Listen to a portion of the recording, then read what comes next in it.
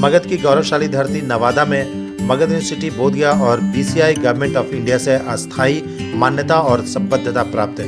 नवादा विधि महाविद्यालय LLB, BA LLB और LLB honours की गुणवत्तापूर्ण दक्ष व्याख्याताओं द्वारा पढ़ाई कराई जाती है। नामांकन के लिए आवेदन आमंत्रित किए जाते हैं। अंतिम तिथि 15 सितंबर 2020। ऑफलाइन ऑनलाइन एंट्रेंस टेस्ट की तिथि 20 सितंबर 2020। परिणाम प्रकाशन की तिथि 25 सितंबर 2020 तथा नामांकन की अंतिम तिथि 30 सितंबर 2020। शीघ्र संपर्क करें। मोबाइल नंबर 9431224775, 9934020457 और 9471490185। ऑनलाइन क्लासेस जारी। अब मेडिकल और आईआईटी की तैयारी कर रहे बच्चों के लिए सुनहरा अवसर। गुरुचरणम में बच्चों को मिलेगा सर्वश्रेष्ठ एजुकेशनल एनवायरनमेंट।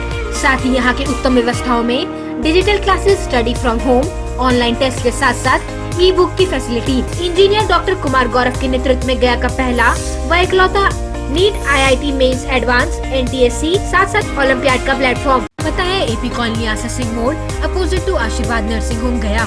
मोबाइल नंबर 9430034146 या 9102627777। श्री राधा कृष्ण फ्लाई ऐश ईट उद्योग आपके शहर में पहली बार हाईटेक क्वालिटी से बना ईट, जो है सबसे बेहतर और सबसे मजबूत। अत्याधुनिक मशीनों से निर्मित अच्छी क्वालिटी और बेजोड़ मजबूती का वादा। श्री राधा कृष्ण फ्लाई ऐश ईट से दीजिए अपने आशियाने को एक फौलाद मजबूती। हमारा पता है गोपालपुर NH2 के निकट शेरघाटी गया। वैश्विक महामारी कोरोना के वजह से मोक्ष भूमि गया जी में पितृपक्ष मेला स्थगित कर दिया गया है। यह निर्णय केंद्र सरकार और राज्य सरकार द्वारा लिया गया है। कोरोना संक्रमण को देखते हुए कोई समस्या गंभीर न उत्पन्न हो जाए, इस बाबत यह निर्णय लिया गया है। लेकिन इसका साइड इफेक्ट भी गंभीर है। पितृपक्ष मेला के दौरान 15 दिनों के बीच लोग जीविकोपार्जन के लिए एकत्र होते हैं।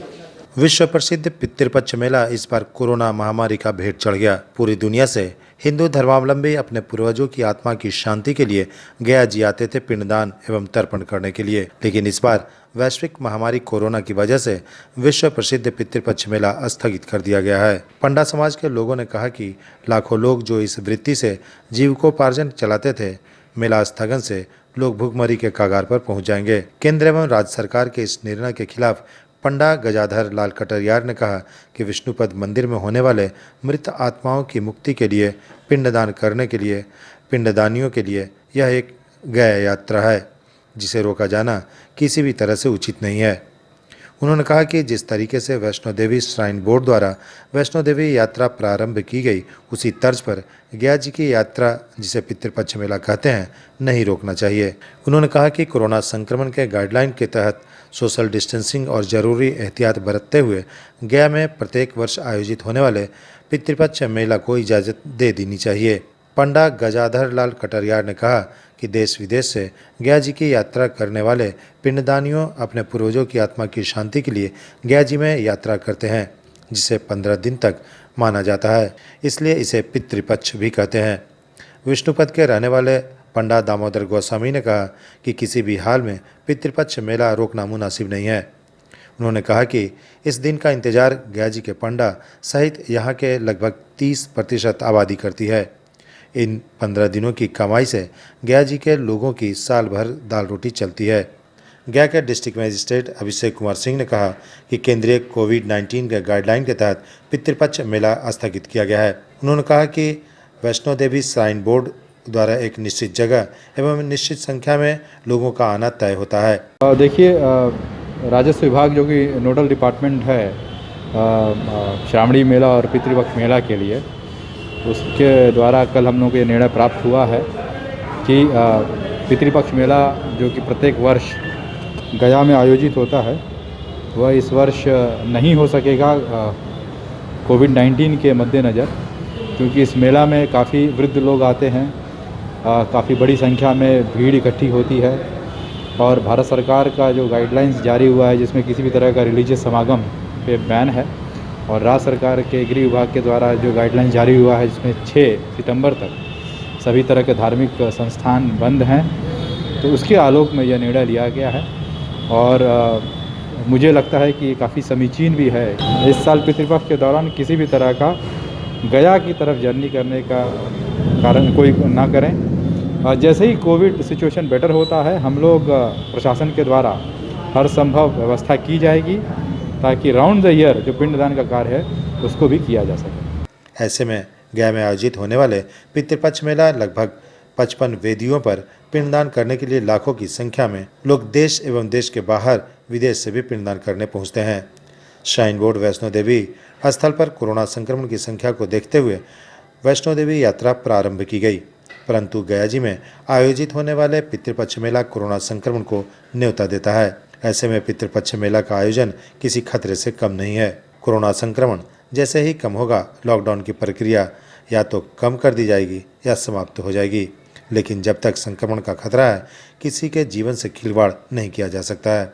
जो एक साल पंडा समाज और हमारे पंडित जी हमारे बीच में, हमारे छोटे छोटे दुकानदार भाइयों का जो भुखमरी कगार पर आ गए, उनको सहायता राशि 1-1 लाख रुपया कम से कम सरकार को मिलना चाहिए। अब इसके लिए विशेष सरकार ही कुछ न कुछ व्यवस्था करे जिससे गरीब आदमी को जीवन पान चले। इसलिए कहा जाता है कि जान है तो जहान है, तो कम से कम पेट भी तो जहान ही जहान में आता है। हमारा वृत्ति जैसे उसी से जैसे साल भर के लोग की आशा रहता है कि जैसे कुछ इससे आ जाएगा आसिन में, तो हम लोग कमाएंगे तो जीवन जीविका चलेगा, उस पर असर पड़ेगा। उससे जो हम लोग को आर्थिक स्थिति आता था कि हाँ भाई आसिन आ रहा है, पितृपक्ष आ रहा है, तो हम लोग जैसे उससे बहुत कुछ आशा रखते थे।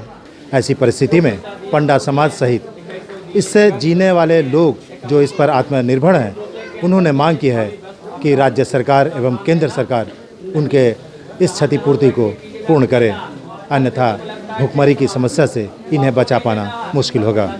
विमलेंदु चैतन्य, अब तक बिहार, गया। नमस्कार, आप देख रहे हैं अब तक बिहार और हमारे साथ आज मौजूद हैं शख्सियत अब तक में चंदन कुमार सिंह। चंदन कुमार सिंह प्रदेश सचिव हैं जनता दल यूनाइटेड के।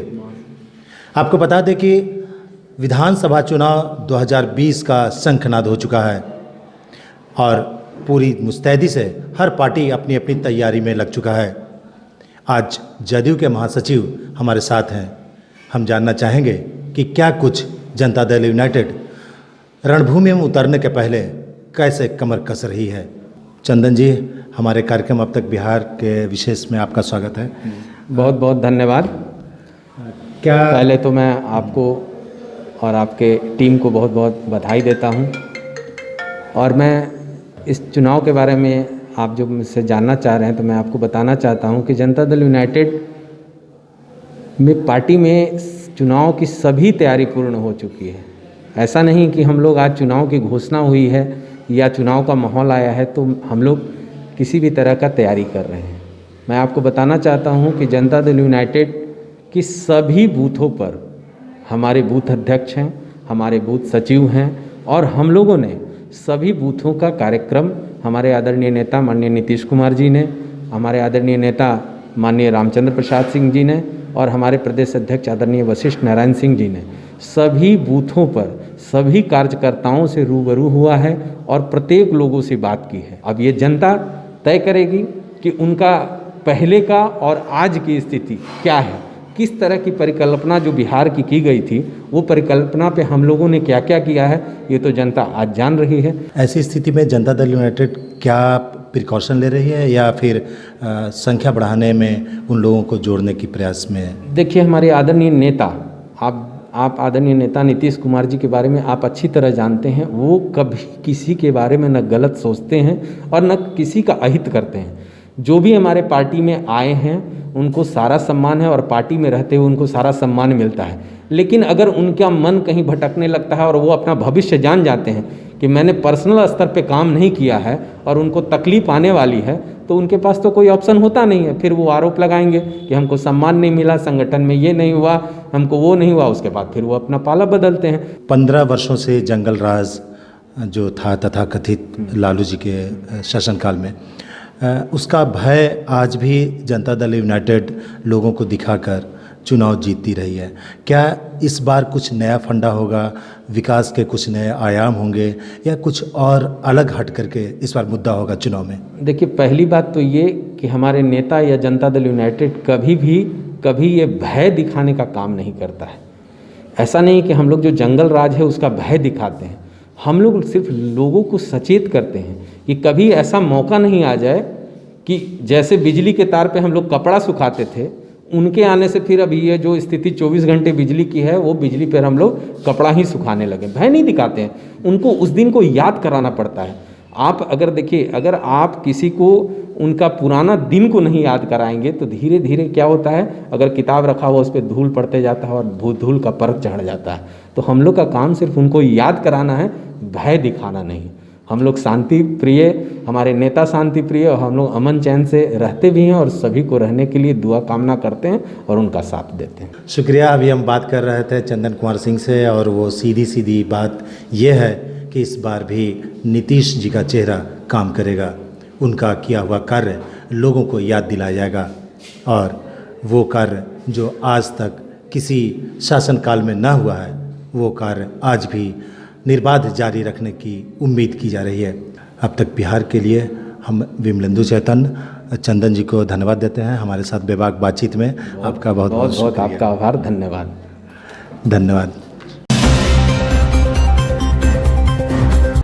तीर्थ वृत्त सुधारणी इलाके 14 सैया के अध्यक्ष हैं श्री गजाधर लाल कटरियार। हम इनसे आज बात करेंगे कि जो केंद्र सरकार और राज्य सरकार ने निर्णय लिया है कि पितृपक्ष मेला स्थगित किया जाए। यह पितृपक्ष मेला वर्ष में एक बार 15 दिनों के लिए आता है। इन 15 दिनों में लगभग जिले के आबादी के 30% लोग इसी मेला पर जीविकोपार्जन जिनका निर्भर होता है वो सभी इस बार प्रभावित होंगे। इस पर हमारे साथ बात करने के लिए मौजूद हैं गजाधर लाल कटरियार। गजाधर जी, हमारे विशेष कार्यक्रम अब तक में आपका स्वागत है। ये जो निर्णय लिया गया है, जो पितृपक्ष मेला है ये स्थगित कर देने का, ये कितना उचित है और क्या इसका कोई समाधान था या फिर ये निर्णय सही है? देखिए, पितृपक्ष मेला को मीडिया के द्वारा जो संदेश घोषणा जो कर दी गई है कि इस बार पितृपक्ष मेला नहीं लगेगी, पुत्रों का विशेष आवागमन ही जैसे मेला लगाते हैं, इस बार पुत्रों का आवागमन जैसे कि पितरों के प्रति जो है अपने घर पर ही बहुत सारे लोग जो हैं रह कर के ही जैसे कि पितरों के प्रति अपना श्रद्धा सुमन, ये पितृपक्ष जो है कभी बंद नहीं हो सकता है। और यहाँ पर क्या होती है, ये लोग जैसे आज हम इनको पितृपक्ष कर के और इस मास को जैसे कि बहुत ज़्यादा हाईलाइट कर दिया, लेकिन ये समझना होगा कि ये पितृपक्ष मेला नहीं, ये गया यात्रा है। इन गया यात्रा को कभी नहीं रोका गया और न रोका जाएगा, क्योंकि इस यात्रा में जो है पुत्र अपने पितरों के प्रति श्रद्धा लेकर के आते हैं, ये प्राकृतिक को देते हैं, क्योंकि ये प्राकृतिक को जो दिया जाता है हमारे यहाँ ये संजीवनी का काम करता है, जिससे आने वाले को जैसे हर्ष होता है, उनको प्रसन्नता होती है, उनको दुखों का निवारण होता है। इनका कार्यक्रम को जैसे स्थगित कर देना या मीडिया के जैसे कि माध्यम से लोगों को ये जैसे कि बतला देना कि इस बार ये कार्यक्रम नहीं हो रहा है, तो जैसे लोग नहीं आए, अच्छी बात है जैसे आपने जैसे जो कहा है, लेकिन इसके प्रति बहुत बड़ा जैसे कि समाज भी जुड़ा हुआ है। ये भी जैसे जो घोषणा की है उनको सोचना होगा कि कितने परिवार का जीवन जो है इससे जैसे हम भाई उनकी जैसे कि जो जीविका जीवन का कोई साधन नहीं है, क्या हम उनका प्रबंध किए, क्या उनसे संपर्क किए? कुछ लोगों से संपर्क कर इस मेला को जैसे घोषित कर दिए कि ये मेला इस बार नहीं लेंगे, ऐसा नहीं होना चाहिए। देखिए, पिता पुत्र का ये यात्रा जो है एक मिलन है। उनके जैसे कि पुत्रों को यहाँ पे आने पे महसूस होता है कि नहीं हमारे पितर हैं प्राकृतिक में, और उनको श्रद्धा सुमन अर्पण करने से हमें भी आत्मसंतोष होता है, हमारे परिवार को भी होता है, हमारे सुख शांति जैसे बनती है, हमारे राज्य की भी समृद्धि बढ़ती है, हमारे राज्यों का भी नाम जैसे पूरे भारतवर्ष के आप पूरे देश विदेश में जैसे आज है गया जी तीर्थ को लेकर करके ये गया यात्रा है। मैं पूछना चाहता हूँ कि जैसे हिंदुस्तान में कानून एक है या अनेक है? आप एक तरफ वैष्णो देवी यात्रा के लिए जैसे कि भाई सिस्टम निकाल दिया, आप उनको बहाल कर दिया कि आप वैष्णो देवी यात्रा कर सकते हैं, और एक तरफ जैसे कि यहाँ पुत्रों को मना कर दिया कि गया यात्रा नहीं कर सकते हैं। ये कौन सा कानून है, हमें समझ में नहीं आता है।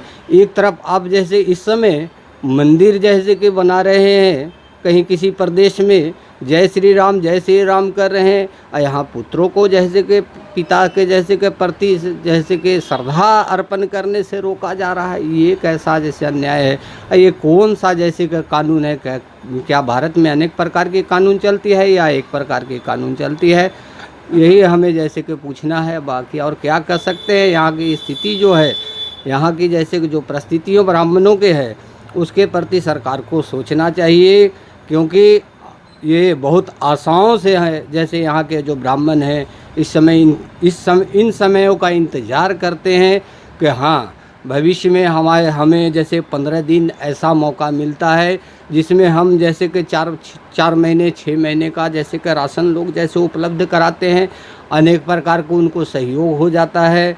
ये सब चीज़ों से लोग वंचित हो जाएंगे। अभी हम बात कर रहे थे गजाधर लाल कटियार से, जो तीर्थ वित्त सुधारणी इलाके 14 सैया के अध्यक्ष हैं। इन्होंने साफ साफ कहा कि यह पितृपक्ष मेला नहीं, एक यात्रा है। इस यात्रा को रोकने का अधिकार किसी को नहीं है। यह पिता और पुत्र के बीच शांति और प्रेम का एक यात्रा है। इस यात्रा को जो भी रोकेगा उसे भुगतना पड़ेगा। अब तक बिहार के लिए मैं विमलेंदु चैतन्य। स्वर्गीय राजीव गांधी की जयंती के पूर्व संध्या पर स्थानीय चौक स्थित इंदिरा गांधी प्रतिमा स्थल प्रांगण में दूरसंचार क्रांति, पंचायती राज एवं युवाओं को अधिकार दिलाने वाले रहनुमा स्वर्गीय राजीव गांधी विषय पर सेमिनार का आयोजन किया गया। स्वर्गीय राजीव गांधी के चित्र पर माल्यार्पण एवं दीप प्रज्वलित कर कार्यक्रम की शुरुआत की गई।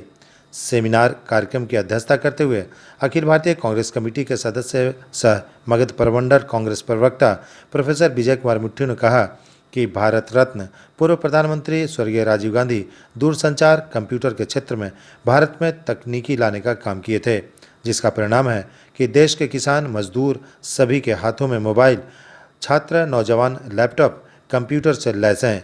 सेमिनार को जिला उपाध्यक्ष बाबूलाल प्रसाद सिंह, अशोक सिंह, राम प्रमोद सिंह, पूर्व पार्षद शशि किशोर उर्फ शिशु, अमरजीत कुमार, दामोदर गोस्वामी, डॉक्टर मदन कुमार सिन्हा, सरवर खान, राम प्रवेश सिंह, श्रीकांत शर्मा, बैजू प्रसाद, शिव कुमार चौरसिया, सत्येंद्र सिंह, कांग्रेस सेवा दल के जिला कार्यकारी मुख्य संगठक टिंकू गिरी, कांग्रेस व्यवसायी प्रकोष्ठ के अध्यक्ष बबलू कुमार, श्रावण पासवान, मोहम्मद असफाक आलम, सुजीत गुप्ता, अमर मालाकार आदि ने संबोधित किया। डोभी थाना क्षेत्र के चतरा मुख्य मार्ग पर 2 वाहन आपस में टकरा गए, जिसमें चालक एवं खलासी गंभीर रूप से घायल हो गया। घायलों को स्थानीय पीएचसी में भर्ती कराया गया। वहीं घटनास्थल से ट्रक चालक फरार होने में सफल रहा। जानकारी के मुताबिक पिकअप झारखंड के बड़हिया से घर का सामान पहुंचाकर पटना लौट रहा था, तभी यह घटना घट गई। इस घटना में सुजीत कुमार एवं बंटी चौधरी गंभीर रूप से घायल हो गए। दोनों आपस में मामा भगना रिश्तेदार हैं। अब तक बिहार के लिए डोभी से अविनाश कुमार मिश्रा की रिपोर्ट।